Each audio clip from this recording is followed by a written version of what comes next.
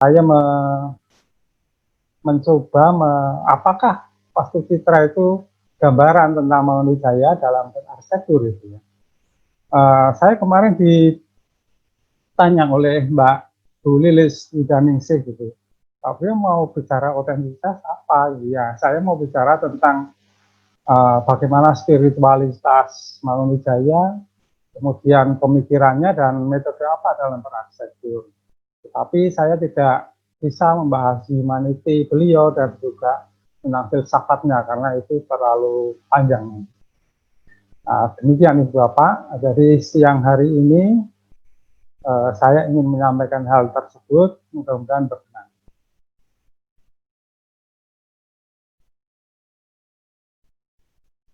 Saya ingin men-share, bisa dilihat ya di layar. Sebentar.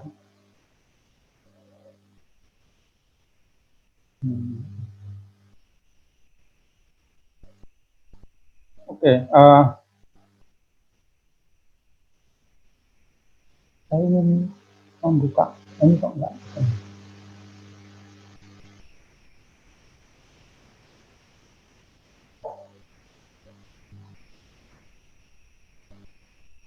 Mohon maaf, ini gadget saya, laptop saya bukan yang biasa saya pakai, jadi agak kesulitan.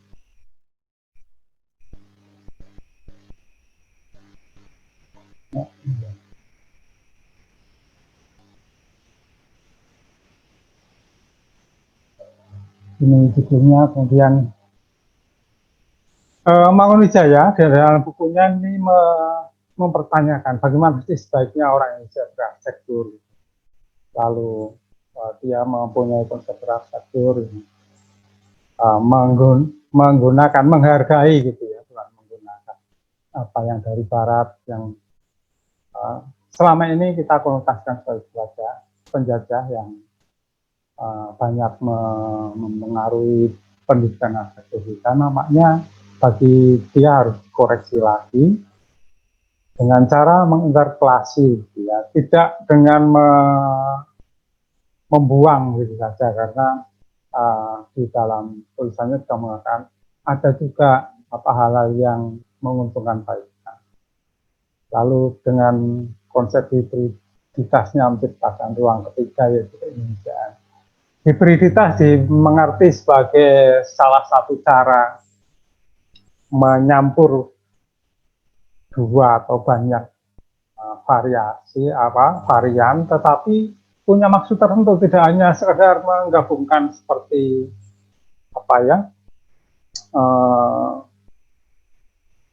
akulturasi gitu, tapi di balik hibriditas ada maksud tertentu yang sebetulnya sebuah somasi terhadap kondisi tertentu gitu. Apa yang selama ini dirasa sudah baik, sudah nyaman dan seperti apa adanya, ternyata banyak merugikan, sehingga ya hibriditas salah satu cara itu. Kemudian saya tidak akan berkutat dengan pengertian kata gitu, kita gunakan saja pengertian seperti yang ada di bukunya Wastu Citra itu. Di dalamnya adalah perihal guna, manfaat, dan image atau pesan tentang arsitektur. Kemudian menurut saya Mangunwijaya dengan bukunya itu sebetulnya sedang mengikis atau menangis pemikiran arsitektur modern pinggiran sebenarnya. Jadi dia di halaman 33 sampai 36 itu mengatakan bahwa Barat yang masuk di Indonesia pada waktu itu tuh Barat pinggiran gitu, sehingga kita tidak menemukan roh atau intisari Barat yang sebenarnya, sehingga dia memilih jalan untuk oke lah, sudah ada, jangan disia-siakan, lalu kita ambil manfaatnya saja.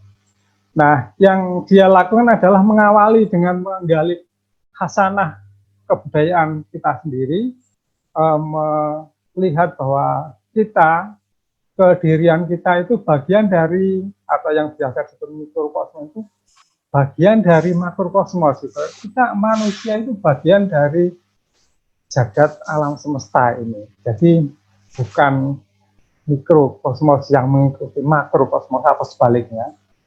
Juga dia nampaknya tidak mengikuti apa definisi manjing dalam bahasa Jawa, gitu ya. Tapi apa yang kita lakukan adalah terkait dengan dunia luar kita. Nah, ada beberapa teori yang saya gunakan untuk melihat hibriditas, itu Rumi Baba, seorang sastrawan yang berusaha mencari ruang ketiga atau third space gitu ya, yang mencari pertemuan-pertemuan yang di luar hal-hal yang biner gitu. Jadi saya sering mendengarkan Mangunwijaya itu konsepnya menyatu dengan alam itu tidak gitu. Karena manusia ya manusia yang mempunyai alam sendiri. Alam itu sesuatu yang harus diolah gitu. Tidak bisa kita tidak kuasa dengan alam, dan alam yang sudah baik itu belum baik, belum mengarsitek gitu, belum mengarsitektur kalau belum kita pikirkan, kita ulah lagi. Nah, itu yang menarik saya gitu. Jadi tidak pasrah saja, tetapi ada unsur campur tangan manusia, campur tangan dan campur pikir. Seperti yang dikatakan Aziz Nandi juga dalam The Intimate Enemy, bagaimana mencari jalan lain yang sesuai untuk melakukan perlawanan. Nah, cara Mangunwijaya itu menurut saya unik gitu ya. Dia berawal dari kedirian manusia, dari hal yang spiritual, lalu mempelajari terutama Yunani, India, Jepang, kemudian Barat pada umumnya, lalu dia menggunakan itu. Diajak berdamai, lalu kita kaitkan dengan orang Indonesia yang mempunyai sifat-sifat tertentu, tidak banyak bicara, tapi tangannya terampil gitu, menurut dia. Di halaman sekitar halaman 40-60 gitu ya. Jadi Indonesia itu katanya orangnya unik karena terampil, tapi memang tidak suka membuat definisi dan cenderung pendiam. Oke, jadi kalau saya itu berdiam tuh diam terus cuma mendengarkan, itu tandanya saya orang Indonesia. Nah, ini tahun 80-an buku ini ditulis dan karya-karyanya. Ini karyanya saya tempel sendiri ya, karena yang mengherankan itu Mangunwijaya menulis buku setebal 300 sekian halaman, itu tidak satupun menyebut dirinya siapa, dan tidak satupun mengunggah karyanya. Ini loh contoh, ini loh karya saya, itu enggak. Ini loh rumusannya enggak, tapi ya dia bicara sesuatu yang di luar dirinya. Nah, ini karya-karya beliau yang termasuk buku ini ditulis tahun 89 bersamaan dengan beberapa buku yang terkenal. Salah satunya adalah Burung-burung Manyar. Nah, jadi arsitektur adalah alam yang dibudayakan gitu. Ini satu hal yang perlu digarisbawahi. Kemudian diperkaya dengan setiap perjumpaan dengan budaya luar. Bahkan Mangunwijaya itu sangat menghargai arsitektur vernakular yang dibuat katanya dengan cara yang sangat estetis, menyentuh perasaan, walaupun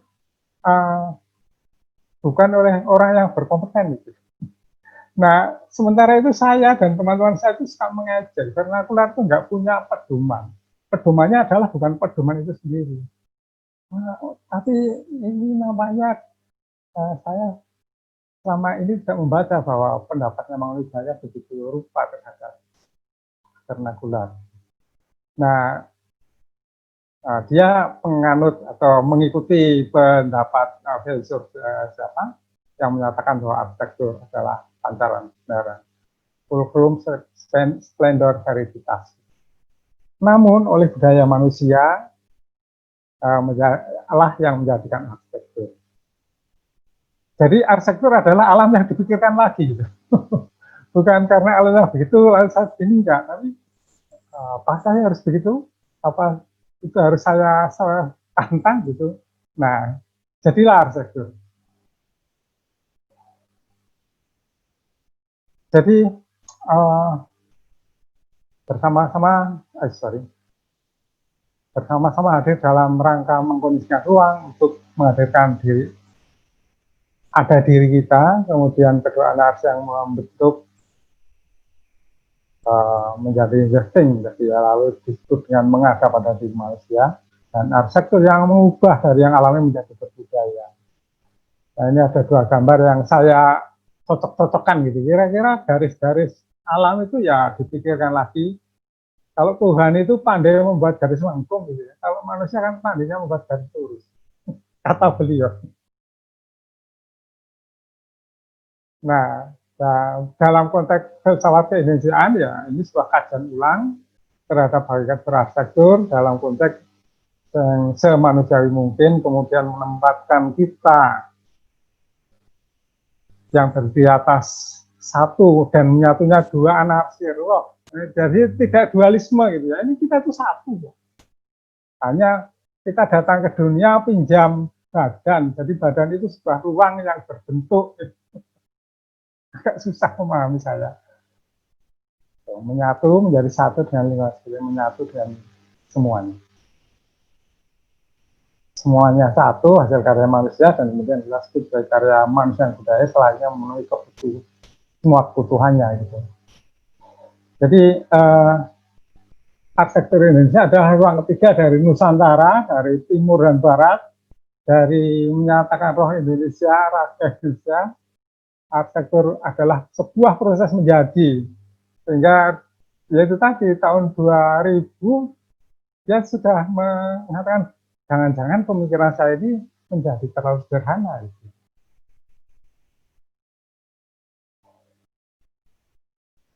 Terus dan raga yang mengejawantkan menjadi arsitektur alam yang digunakan. Gitu.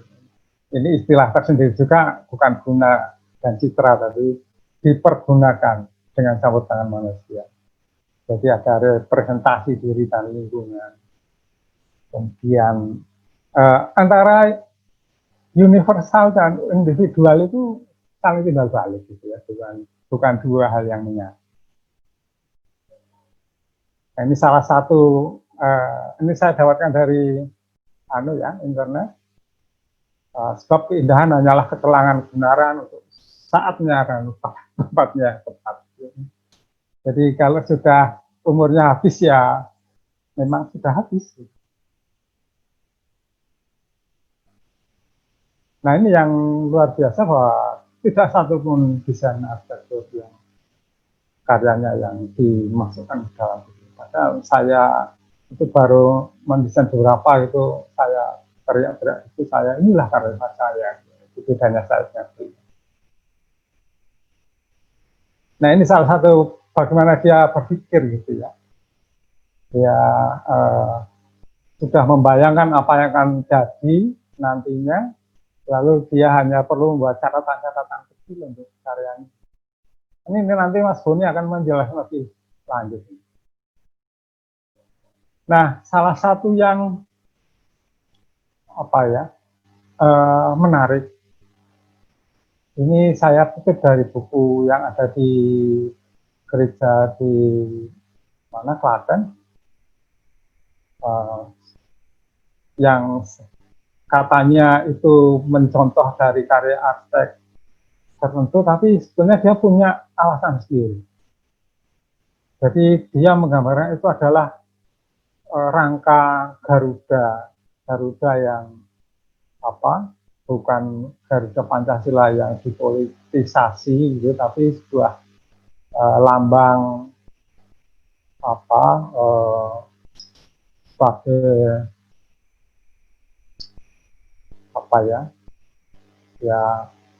bagaimana kita menghargai